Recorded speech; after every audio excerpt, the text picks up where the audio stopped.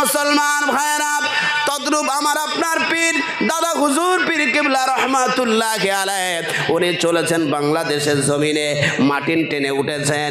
ওঠার পরে দেখতে পাওয়া গেল একটা বগি, স্পেশাল বগিতে আমার আপনার পীর দাদা হুজুর কিবলা উঠেছেন। 2-4টে স্টেশনে যাওয়ার পরেতে দেখতে পাওয়া গেল একজন সাহেব ভদ্রলোক ওই এমন করে বগিতে উঠেছেন। ওঠার পরে বলতে লাগলেন, ফকির সাহেব আপনার বাড়ি কোথায়, আপনি কেন আমার বগিতে উঠেছেন? ভদ্রলোক বলছে, কে আপনি? এটা তো আমার জন্য স্পেশাল, কেন উঠলেন আপনি? ধমক দিচ্ছে। আল্লাহর কিছু বান্দা আছে টাকা বেড়ে গেলে গরিবের প্রতি অত্যাচার করে না? করে না? অহংকার দেখায় কি দেখায় না? সুন্দর চেহারা হলে অহংকার তার বেড়ে যায়। আমার মতো এত সুন্দরী আর কেউ নাই। মুসলমান ভাইরা, দাদা হুজুর পীর কিবলা রহমাতুল্লাহি আলাইহি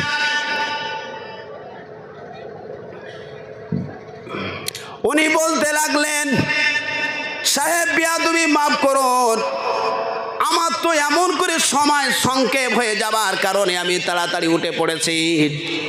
যাই হোক, আমি এর 2টো স্টেশনে পরে আমি নেমে যাব, আমাকে একটু দয়া করে এই জায়গায় থাকার ব্যবস্থা করে দিন।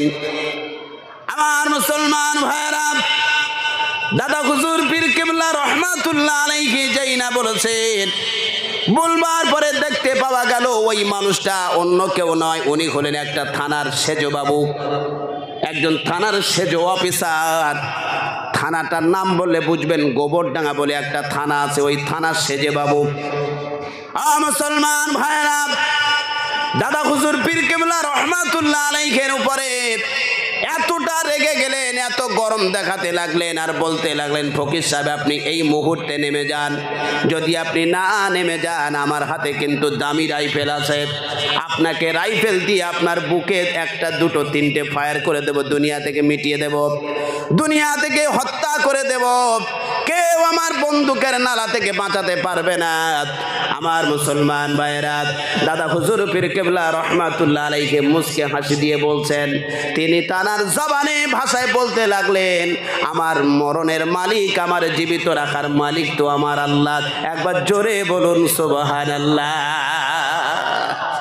মৃত্যু কে দেয়? সবাই বলেন, কে দেয়? জীবিত কে রেখেছেন? কোন মানুষের কাছে তাওয়াক্কুল করবেন না, মাথা নিচু করবেন না। মাথা নিচু যদি করতে হয় সেই রবের কাছে মাথা নিচু করবেন। কথা বলেন, কথা ঠিক কিনা?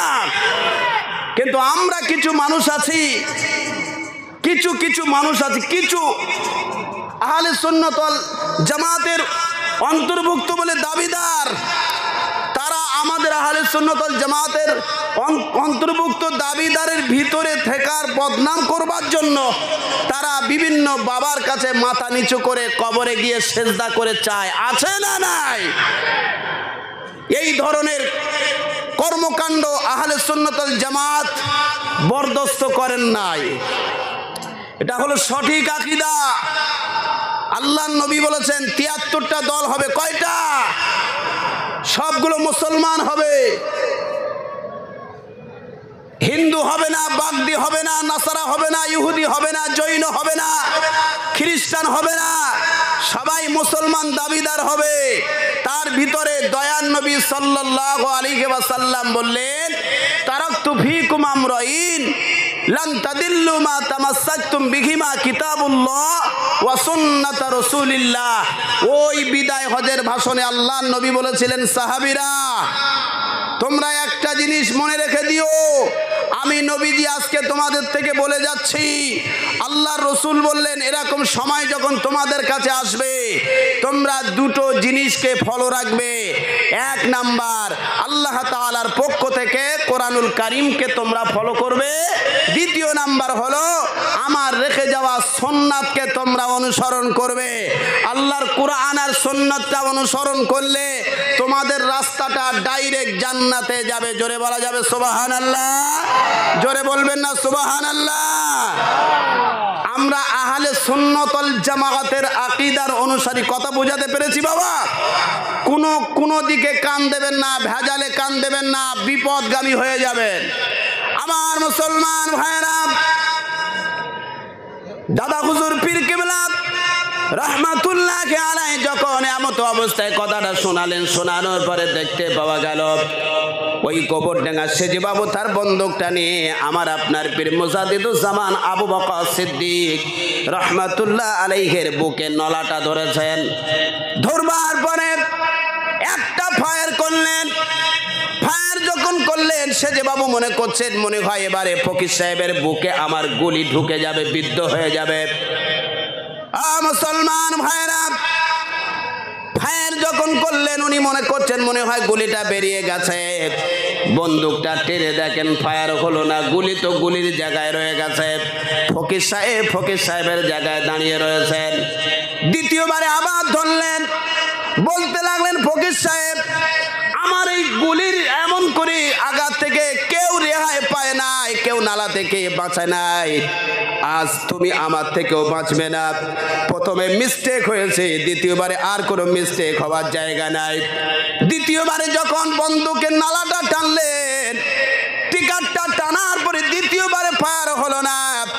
তৃতীয়বারে যখন না এমন করে টিকারটা টানলেন ফায়ার হলো না, সঙ্গে সঙ্গে ওই গোবরডাঙ্গা সেজে বাবু ওই বন্দুকটা দূরে ফেলে দিয়ে আমার আপনার পীর দাদা হুজুর পীর কেবলা রহমাতুল্লাহ আলাইহির পাটা জড়ায় বলতে লাগলেন ফকির সাহেব বেয়াদবি করেছি আপনার সঙ্গে।